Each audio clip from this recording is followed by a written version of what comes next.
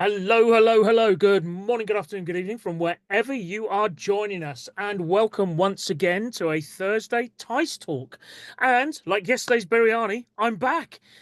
So we have got a great episode for you today, talking about protecting against sophisticated ransomware attacks. Before that, I must remind you all, please do ask questions because that is how you can win a teissTalk mug, which I don't have with me. And also, I don't even have the teissTalk t-shirt with me because I'm on the road this week. But the teissTalk mug is the muggiest of mugs you could ever possibly want to mug with. The people actually want to collect these. I know. Who knew? But please do ask us a question, ask us a good question, and you could be in for the running of winning it. I haven't given one away for a couple of weeks now, I think, so I'm feeling a little bit itchy in the fingers to let it go. So let's move on, shall we? We've got a stellar cast. We've got some old favourites returning. We've got some new faces, and we've got some people who've also just been around us a while. Let me ask onto the stage, or welcome onto the stage, John, Edewade, and Seamus. Hello. Hello, John. Hi, how's it going? Hello, Edewade. Hello. And hello, Seamus. Hi, everyone. And Seamus, you are this week's sponsor. We thank you from the heart of our bottoms for this week's tea, coffee, and biscuits. So thank you for that. Thank you for making this show possible. It is greatly appreciated. Let's get cracking, shall we, with this week's news item. It comes from friends of the show at Info Security Magazine, and the title reads, Medusa ransomware claims 40 plus victims in 2025, confirmed healthcare attacks. Now, I always thought there was honor amongst thieves and think, thieves didn't really, go out and hurt the people who, the most vulnerable of people, but attacking healthcare organizations, that just seems to be a little bit low. And also 40 plus attacks in 3 months, that also seems a little bit low. Well, some malicious parties do have consciences. You are correct about the concept of honor amongst thieves. Some of them, if you visit their websites, so to speak, they will say, we don't attack healthcare platforms. But some of them do. There's money to be made. Let's True. also maybe possibly file some of these attacks under automations, which is something I think we will probably go over multiple times today. If it's an Yeah. automated attack, have they excluded certain platforms? Have they said, okay, if it's a healthcare platform, do not attack? So there might be honor amongst thieves. Let's be realistic. And there may not be 40 plus attacks. It might be an indication that they have more people working for them, or perhaps automation has increased. So increased usage of the tools that are available today to target more targets, to run faster attacks, more sophisticated attacks, perhaps better results, better evasion techniques.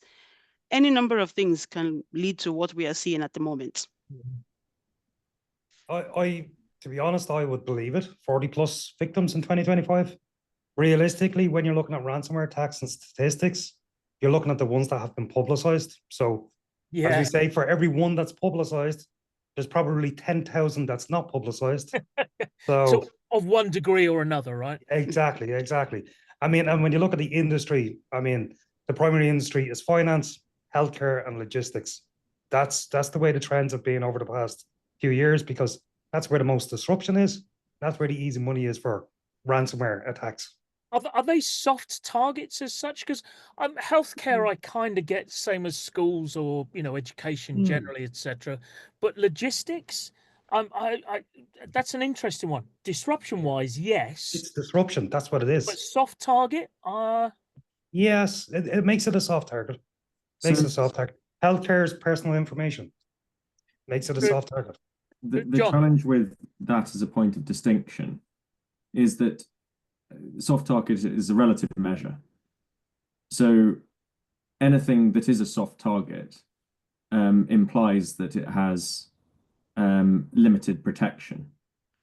But if something has limited protection, the attractiveness of it to a ransomware attacker is going to be quite limited because the impact of ransomware, the sensitivity towards publication and consequential loss of trust won't be there. And the other thing that's considerable is that ransomware attackers aren't really attacking organizations so much as their insurance policies.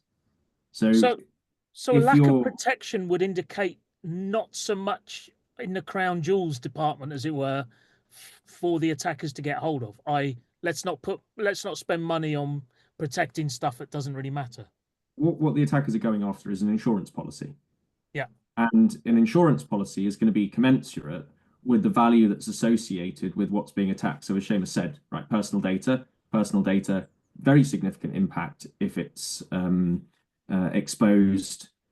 Consequentially, there'll be a significant insurance policy sitting behind that to protect the organization and effectively outsource risk in circumstances of data exposure. That's what ransomware attackers are going after. And as Seamus already said, a lot of the time they'll get paid and no one will know anything about it. So Kevin Bailey's made a comment here. Imagine the outcry when disrupting logistics, when citizens do not get their parcels. Well, with some household names of delivery companies, you don't get your parcel anyway, or at the very least it's thrown over the garden fence. But it's true, right? I mean, it's a bit like, they say we're 6 meals away from anarchy or something like that. It's true when, it might be an inconvenience, but it's a major in-your-face inconvenience for people if the entire supply chain or logistical chain of just, say, I don't know, Amazon, it just disappears. Yeah. Is it okay if I just jump in very quickly? Sorry. Yeah, of course. I'm a bit concerned. So yes, they will go after the larger organizations. It's the insurance policy. Absolutely. Okay. What risk versus reward? I would, however, say that even smaller companies still do get targeted. I think if we go back to the ABCs of cybersecurity, right? Cybersecurity 101, there are different types of attackers. And you used the word disruption, Tom, a few moments ago. The attack sometimes is not about financial reward. Okay, we know about the hacktivists, we know about our script kiddies. Sometimes it's about being a nuisance, all right? Sometimes a disgruntled employee has a reason to carry out an attack. So I think because I talk to small, medium enterprises as well, I want to just make sure that nobody joins the call and gets the impression that ransomware attackers will go for the big fish, so to speak, only. Primarily, maybe, but get ready, put your own defenses in place just in case. Low-hanging fruit automation means that you are also a potential target. Security to obscurity is not really a thing anymore, anyway. But that sort of goes to my initial point is for every one that we hear in the news, which is usually a big company, there's thousands and thousands of small companies out there that are victims as well. You just never hear from them. Like your local health center is not going to contact the local news and say, hey, we've been hit with ransomware. They're just not. They'd rather not be known about it and they'd rather deal with it and just get it over and done with as quickly as possible. But everybody is a potential victim. There is nobody that's not. Yeah. So just to bring it back to the healthcare, there's the healthcare aspect of this. Question from Peter Fink. Hello, Peter. How are you, sir? Are the healthcare businesses still immature when it comes to cybersecurity compared to other common critical areas? So are they behind or are they just attacked an awful lot more? The difficulty is that there is no behind or in front. There's just relative assessment. So where do they sit relatively?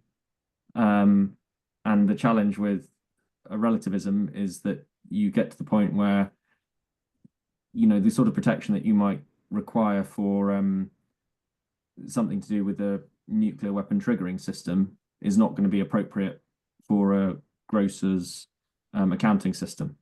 So it's a very difficult question to answer. I think that perhaps the more pertinent question is, are they on an improvement trajectory? And I think probably there's limited evidence of significant change in the way that at least perimeters are attacked. There's a lot of talk about it, but limited industry level movement. That's my experience. Yeah, like to be honest, when we're talking about healthcare, obviously from my name, and my accent, I'm Irish, I'm based here in Ireland.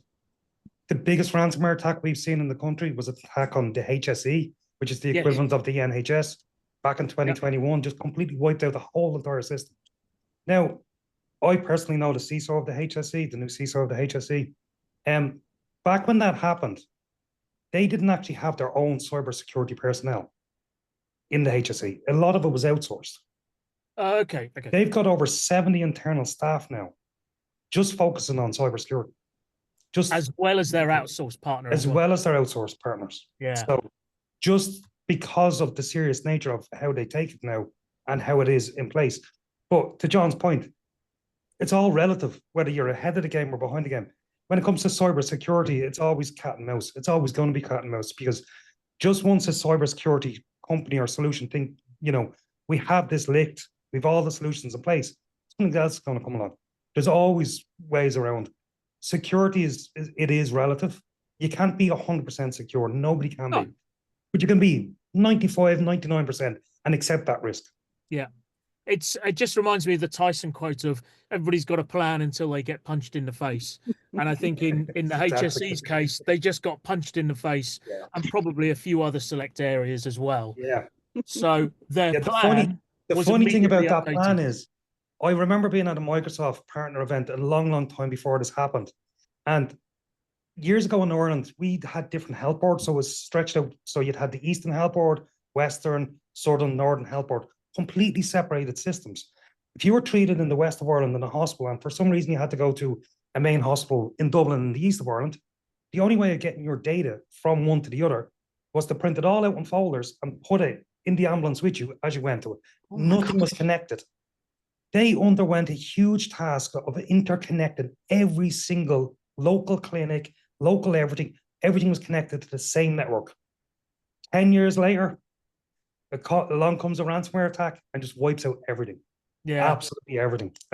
So there is progress, but that progress also needs to be a secure progression as well. Progress comes with risks, right? And there were plenty of risks in the old system. Yeah, there's no doubt about it. I bet one of the toner supplier was on their critical supplier list, no doubt.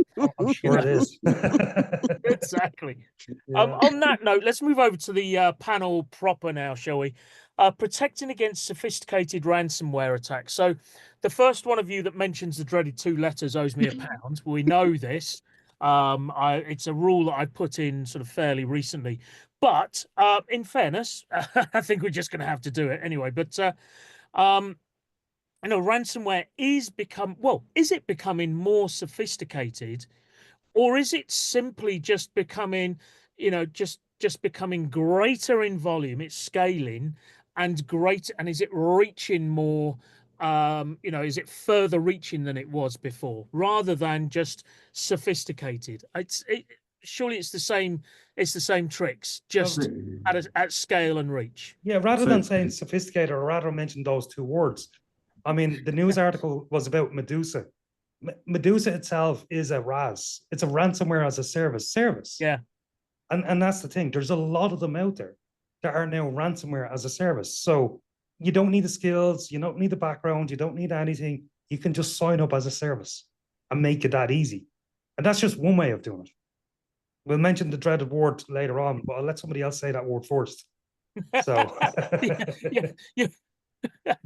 You don't want to lose. You've paid enough as it is to sponsor this episode. You don't want to. I'm not losing £1. I'm not. I think the fact that ransomware as a concept still exists demonstrates that it is developing. Otherwise, the development teams of businesses like Seamus's wouldn't need to be there, because they could close an existing number of known doors, and that would be the end of ransomware as a concept.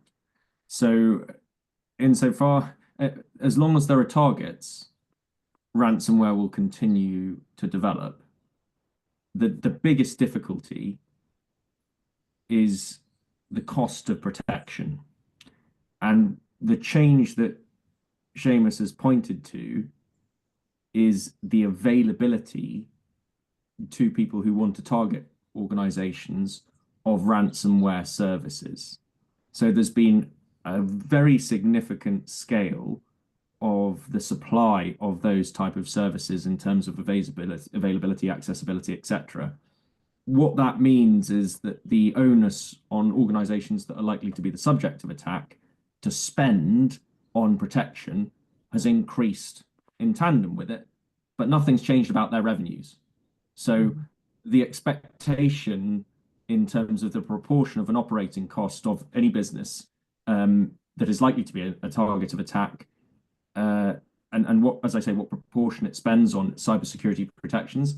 Unfortunately, that's going up. That's a net cost to an organization. You know, cybersecurity is a cost center, so that does present a really difficult challenge commercially for a lot of organizations. Yeah. Until they're a victim of a ransomware attack, and then it's not a challenge. Yeah. And that's what we find quite a lot. Nothing is a problem until it is, but that's the Yes. conversation for the boardroom. Yeah, that's right. Yeah. That's right. And I mean, in fairness, like they introduced DORA in the European Union, because I know you guys, Brexit, I don't know why that happened, but anyway, don't go DORA, there. Don't DORA go for there. financial institutions. And basically all that introduced was basically the onus is on the people at the top for security, not the IT teams, not the security teams, nobody else. It's the onus is on them to implement their own security solutions. I would like to, themselves. yeah, I'd like to also just tie into what you've said so far about the additional costs. Whatever you are doing right now, as far as security is concerned, so proactivity, prevention measures, and well, detection and then response.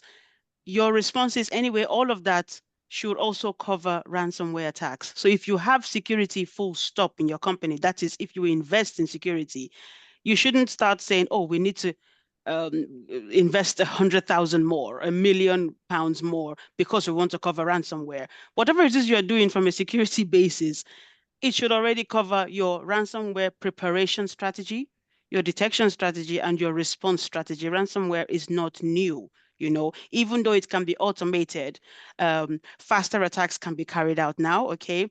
Ransomware today can adapt to its situation, the environment it is in. More sophisticated attacks, as you said earlier, you should already today anyway have ransomware protections, preventions, and response, at least have your BCP plans in place and your DR plans in place at the very least, even with the sophisticated attacks. I don't think it is enough for a company to say, okay, so the threats are increasing and we don't have enough money, so we'll wait for an attack. What do you have in place at the moment? What can you use? And I think the benefits that for some of us is when you work with small organizations, you try to find ways around things that will normally cost you a lot of money. Okay, put guardrails around, controls around certain, you call them crown jewels, your data. How can I protect it if I don't have £1 million? What can I do today? What layers of security, layers of controls and guardrails can I put in place?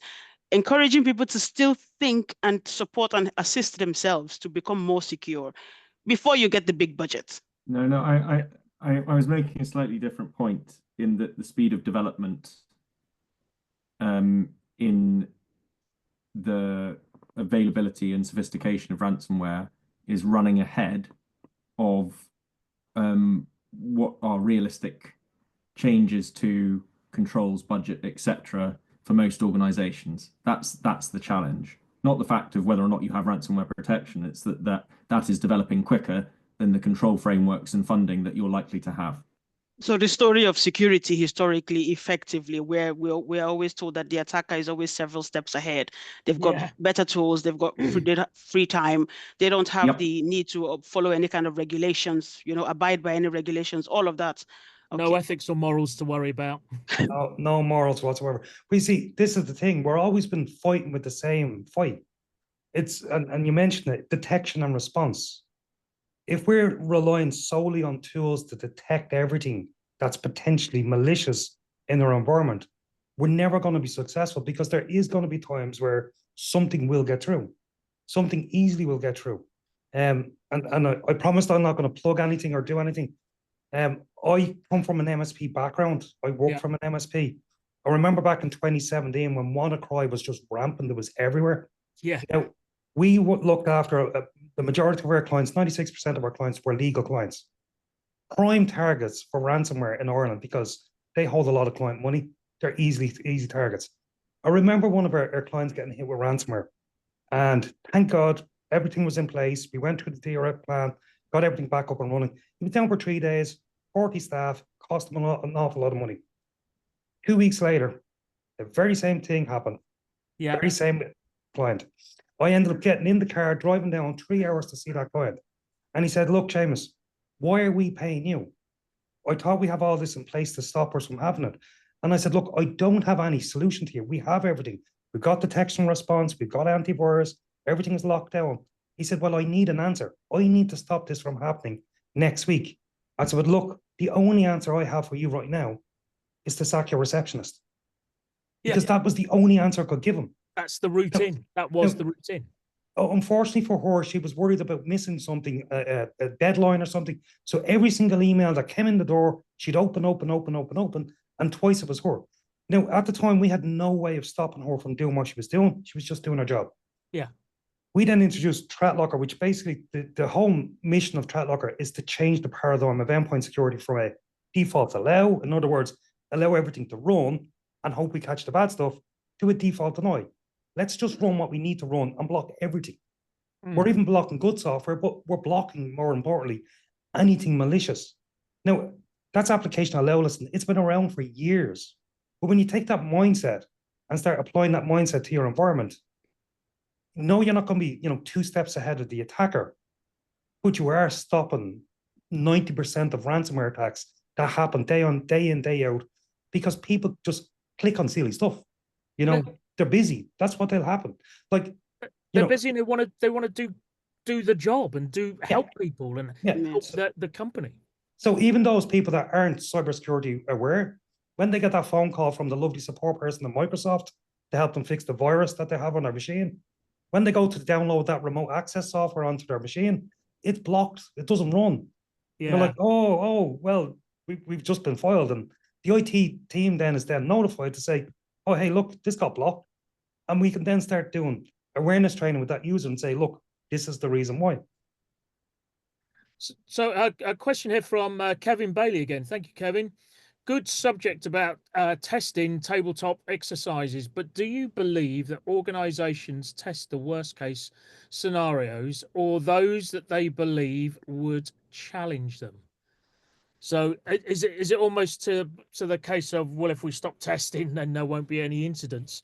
It's almost like that, or, let's just test something for the auditors and then we'll be fine. They definitely don't test the worst case scenarios, because worst case scenarios would be an event that ended your business. So it's worst case scenario. I'm not sure how useful a test that is. Just allow only 2 people to respond, one of whom is the CEO, because everybody else is gone. So the purpose of testing is to give you insights on where you can improve, and that you do that by validating what you have in place and then identifying the deficiencies with it and how you can improve. Testing worst case scenarios gives you 0 insight into that. So because the worst case scenario will actually have removed your organization or whatever. Yeah.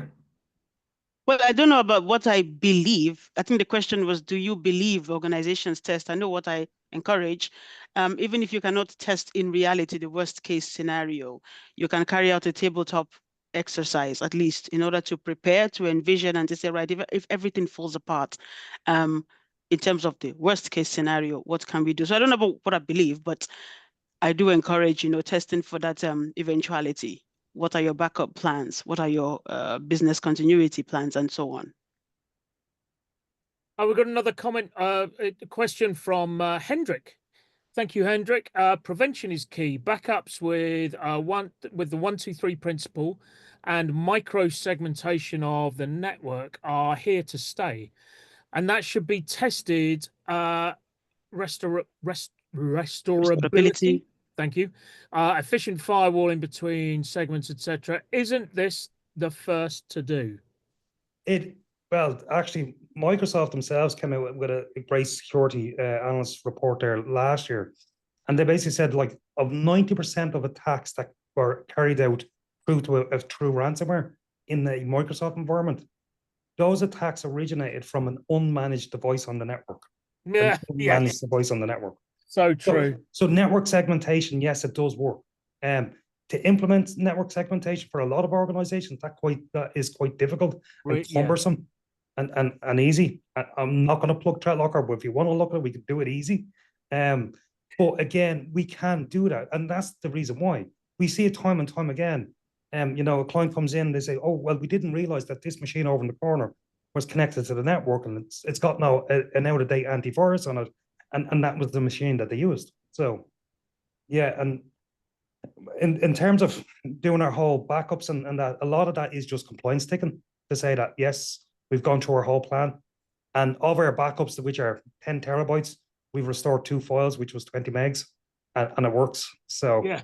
I yeah, think going back to what you said earlier, Seamus, about Mm. companies. So you said right now some companies will say, well, for the sake of being compliant, we'll say, yes, we have backed up. But after they've been attacked, they do tend to take those things seriously, which Oh, is what you yes. said earlier. I don't disagree with Hendrik, but coming back to what you said, Seamus, about Microsoft's report, if you look at the article that we looked at for today, Yeah. Spearwing and its affiliates, according to the article, it's believed that they gain initial access by exploiting unpatched vulnerabilities in public-facing applications. Here we go, going back to the same conversation. What have you done? So tying into what Hendrik said, of course, I agree with that, but what have you done from an attack surface management perspective? So ransomware comes in through various methods. It's not just plugging in a USB to transfer data. It's not only about emails, phishing emails, clicking on a link like the receptionist you talked about. Look at the example in this article, attack surface management. What does your footprint look like to a malicious party from outside? From inside, if they do manage to breach and make their way into the organization, what's the internal attack surface? What kind of lateral movements can be carried out? The access controls, the data controls, all of the encryptions, network segmentation, as somebody has said in the comments as well, firewalling, putting a firewall between segments. There's a whole host of things that need to be considered when it comes to security. But looking at the article specifically, why do you have unpatched vulnerabilities in public-facing applications? What's going on, But I just think that's something to like you say about vulnerabilities or CVEs as we know them in the industry. Like I mentioned WannaCry back in 2017. Like if you look statistically, CVEs published in 2017, there was 14,500 vulnerabilities published. Last year alone, 40,000 CVEs published. And this is the 40,000. complexity of the environment we're operating in, right? Yes. And Yeah. in theory, there are tools that will help us narrow that down, because 99% of those are not relevant to me, and a different 99% of those are not relevant to you, etc. But it's trying No, to and that make is that very, work. very true, Tom. Very true. And a lot of those vulnerabilities, you'd need to have all your ducks in a row in order, as an attacker, to be able to utilize that vulnerability to gain access to execute remote execution of code or something like that. There was an interesting one that came out in 2022, which was the Felina vulnerability. I don't know whether you guys came across this. It was a Microsoft Office vulnerability. Basically, what you could do is you could embed in a docx file, send that docx file to somebody, it passed through their antivirus, they'd open it up, and lo and behold, it would crash Microsoft. Now, Microsoft is really good, so when it crashes on your machine, it brings up the Microsoft Support Diagnostic utility. Well, the vulnerability was embedded in that code. You could get that tool to do absolutely anything. Go off to the internet, download a ransomware, do absolutely anything.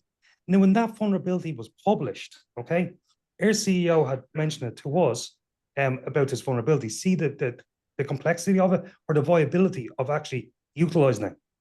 10 minutes it took us from concept, proof of concept, to a working potential ransomware attack. Some vulnerabilities are very, very easy, but the majority aren't easy to utilize in an attack. And actually, that raises a good point about 0 days as well, because the literal concept of a 0 days, we don't know about it. And you've got not just nation states anymore, but criminal gangs who are holding on to these 0 days, which nobody knows about, and waiting to use them for that one big payoff for whatever reason. 0 days, even 5 years ago, was still considered to be more in the domain of nation states, but not anymore. They are literally held by every major criminal gang out there. Well, they sort of came to the forefront when, as I said, this is the third time I've said WannaCry in the same segment. That was because of Eternal Blue. Yeah, NSA, yeah. they knew about that. They had it. It was a zero day for them, and in yeah, they just never wasn't. published it. Yeah, they kept it quiet for so long. But once that became public, that was it.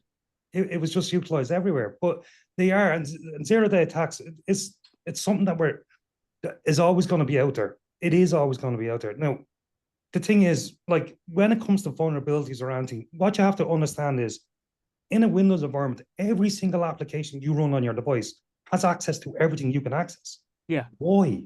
Why is the question? And that's the simple question. Does it need access to all of your data, all of the network, all of the internet? Does it need access to all of the other applications? It doesn't. Control what it can. So even if that application is compromised, it's very little it can do. Yeah. Well, if I just jump in there, because not everybody has that kind of technology today, right? So I'll just segue in a slightly different direction. For those who don't have, I would say if it doesn't exist, there's nothing to secure. So maybe if they can take a step back and say, well, do I need this application to begin with? Do I need this software? Maybe uninstall what you don't need. Well, do uninstall what you don't need. Stop users from being able to install whatever they like. So lock down access as well. And then make sure that whatever does exist on your device is patched, kept up to date, and so on and so forth. That's what I think anyway. Yeah. Security basics again, right? Although having, just started a new job and had to, beg for new software to be installed on my laptop, what a pain in the backside that is. I mean, as a user experience goes, it's terrible. All those little tools that you're used to using in your, in your previous jobs or whatever. But that's for another time. We've got we're getting a lot of interaction here. So I do like this one from Peter again. Isn't the problem that we are unable to come up with those creative attacks which we'll get through? This was in relation to tabletop exercises. So very often we lack the, well, dare I say, Peter's saying we lack the imagination to come up with the kind of attacks that attackers would really come up with. Is that true? And if so, how do we get around that? If we were able to hypothesize about the attacks that attackers are going to come up with, then we would have implemented controls to prevent them. So it's a bit of a philosophical challenge. I do think that, I mean, as Eduardi has pointed to, there's quite a lot of focusing on different attack approaches, vectors, etc., without looking at the horizon instead of looking at one's own feet.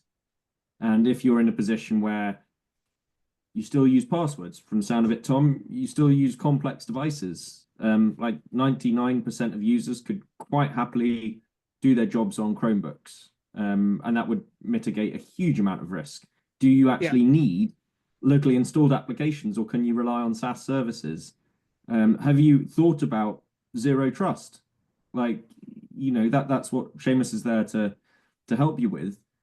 99% of organizations haven't considered any of these very basic things, but we in this industry tend to talk about those that have, because that's what's exciting and interesting. But your question about healthcare, I recently did a consult with a particular local council, and they didn't even have single sign-on.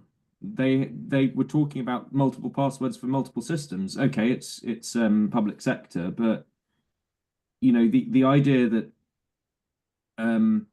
the question of complex and diverse attack types is relevant in a meaningful way to most organizations, I just don't see that. Because for many organizations, we don't even have some of those basics like single sign-on. 100%, yeah. I mean, John, if you don't mind, I'll just jump in with another example similar to something that John said. Interesting that the healthcare system company did not have single sign-on. I've had experience not too long ago. I wouldn't say where I was supporting a company and walked in and asked the fundamental questions. It was Cyber Essentials, and believe it or not, some of the people I was talking to said, I asked them, how do you access your laptops? And they said, well, we just open our laptops and use them. Okay, so how do you log in? We don't have login. So single sign-on is one thing. I will not try to force, or compel everybody to focus on small companies. It's just, we are correct. Many of the companies are small. Think about the big ones, again, the Amazons, as you said, but also remember there are some people who just open their laptops and just work. Yeah. Never mind single sign-on or anything else. Let's not forget it was Nadine Dorries, a minister who used to go into the office and shout out, "What's my password?" for people to tell her. So yeah, and it wasn't that long ago, right? So we shouldn't forget that. But I do think this raises that point of security basics or fundamentals. We call them basics and fundamentals. For many organizations, they're quite challenging. For cultural, technical, or financial reasons, they're quite challenging to put into place. Yeah, but look, I mean, Peter asked the question of, how do we come up with these attacks or creative attacks? Like, when you bring it down to basics, ransomware is all about data. Yeah. That's all it's about. It's about data being stolen and data being encrypted. If you can protect your data, you can protect yourself. Systems we can restore. Losing data we can't afford. That's the thing. And it's protecting the data. It's funny, I do a lot of presentations around the globe. I was doing one recently at Gartner, Barcelona, and I did a session around one of these. It's a USB device that looks like a USB device. It's actually not a USB device. This is actually what's called a USB rubber ducky. Oh, plug it into your machine, gets picked up as a keyboard. So I did this whole session and I challenged the audience and said, look, if your security is strong enough, everything is protected. Let's see what happens when we plug one in. I had these two people come up afterwards and said, look, we'd like to see if it works. Plugged it in. It didn't work. Why? Because my scripts in here are written in English. These guys weren't in English. I rewrote my script, plugged it in, and lo and behold, within a couple of seconds, I'm looking at my Google Blob storage, and there's all the data starting to appear. Yeah. Straight away. They were like, we've got XDR, we've got MDR, we've every type of DR in the world, and data protection that they taught, nothing was stopping. Unplugged it, deleted all their data. They came back to me 1 hour and 40 minutes later and said, hey, Seamus, we just got a notification of a potential data breach. 1 hour, 40 minutes later. Yeah. Yeah. I'm like, well, you see, that just proves the point. Now, that was just a simple exercise of using the PowerShell script to upload data to Google that did not get picked up. Now, that was only on one machine, but if that was somebody's that had very sensitive, highly sensitive information on that machine, doesn't matter whether they're a big organization or a small organization, information is information. You want to keep it safe. And it can be used as a jump point as well, right? 100%. Yeah. Now, the funny thing is, we were talking about healthcare earlier. I had the misfortune of being in a hospital here in Ireland there last year. I wasn't very well, but I went in to see the surgeon and he said, look, I'll be back in a minute. He left me for 20 minutes with his computer opened in front of me with one of these in my pocket. And I was so tempted just to test it out. I was like, I just couldn't. Did it at least lock down after a few seconds or maybe but they 2 don't. minutes? See, that's the thing. And when we talk about healthcare and we talk about the reason why healthcare is an easy attack, in healthcare, people are focused helping people. Yeah. They're not focused on security. They're not focused on what's happening on the computer. The computer's for taking notes or for looking at x-rays or test results. That's all it's for. They're there for people, not for the machine. So, and that's why they make an easy target as well. That's a very interesting point. I've often said that security wins when people stop mentioning the word security and it's just done. It's embedded. It's part, it's by design, it's by behavior, it's by everything, So there's more works to be done then, Tom, just based on what Seamus said. Oh, massive amounts. With security awareness, making it, as you said, baking it in, making it a second nature, muscle memory. Oh, I need to come back and lock, Windows L, lock my screen. Sorry. In fact, I'm taking my laptop with me as a doctor, so it's that muscle memory. Yeah, exactly. Security awareness. And some people say that, there's all that work to do is a bad thing. I call it job security myself. You see, here's the funny thing. Like, I often get asked, explain zero trust, because zero trust has a lot of meanings to a lot of people. Oh my God, yeah, explain. One of those buzzwords. Yeah, good luck with that. Yeah. And it's all a journey, not a destination. It's a journey, not a destination. But I try to break it down to nice, simple terms. If you were to take like zero trust, it's about least access, it's about least privilege. And that's what it's all been about. But if you take it that simple, okay, we rely these days on detection and response, antivirus, okay, to pick up everything bad. So think about your home. At home, you have an alarm system. You put your alarm system on, hopefully if a burglar comes in, it's going to go off. That does not mean when you go on vacation, you don't lock your front door and all your windows. That's zero trust. Yes. You're stopping them coming in the first place. The alarm is only to tell you if somebody has. The problem is, when we look at it in an IT environment, we're opening all the doors and windows and just hoping the alarm goes off. And that's the problem, that way. If we shift that mentality, prevention has always been better than cure. Always, and always will be. Yes. I want to jump in again, Tom, please. I know this question was asked some time ago during this session, quite some time ago, but Peter's question around the problem that we are possibly unable to come up with creative attacks, which we'll get through. I'd say there is a variety of people, right, when it comes to security, information and cybersecurity. And there are people who are, in those days, they used to be called the white hats or the gray hats, who do have these skills and they have the experiences. So maybe it's time for those people to reintroduce themselves in the security world. They are just as efficient, as proficient, as skilled as the malicious parties. One thing that tends to hold them back is investment. Remember, these are the suited and booted people that work above ground, not below ground. So it's investment. It's, okay, your day-to-day task involves doing A, B, C, and D. But the malicious party, again, has no guardrails, no barriers. They can break, set up, destroy, rebuild. These controls don't hold them back. So it's not as if we're not able to come up with these creative attacks. We are. It's just controls have been put in place so that people tend to work in only a structured fashion. But then you have red teams, you've got your blue teams and all of these exercises that you can take part in, capture the flag exercises. But I will say, Peter, just to respond to that question, there are skilled people. I always used to say that security is not the tool. Security is the person, irrespective of the tool that they are given. And there are those kinds of people working in this field. Excellent. I'm going to round this off now. We have blazed through this, but I'm going to go round each of you and ask the perennial question. What should our audience do when they get to their desks in the morning as regards protecting against sophisticated ransomware attacks? And we've been talking about it, but what's the one key thing you think they should do? We've only got a few minutes, so I'm going to give each of you 15 seconds just to be precise. But Eluwadi, let me start with you, please. What's your one thing? Sorry to say, probably tired of hearing about this, but make sure you support the most essential link of your cybersecurity chain. Provide security awareness to your employees and make them part of your security framework so they can support you on your security journey. I have a lot more, but let's stick with that, please. Let's stick to what exactly. Excellent, thank you. John, what about you? Well, assuming that you're not one of Edouardi's contacts who doesn't have any kind of password even to access their machine. I suppose I'd try and fundamentally rethink the paradigm. What we've spoken a lot about is devices, complex devices holding data.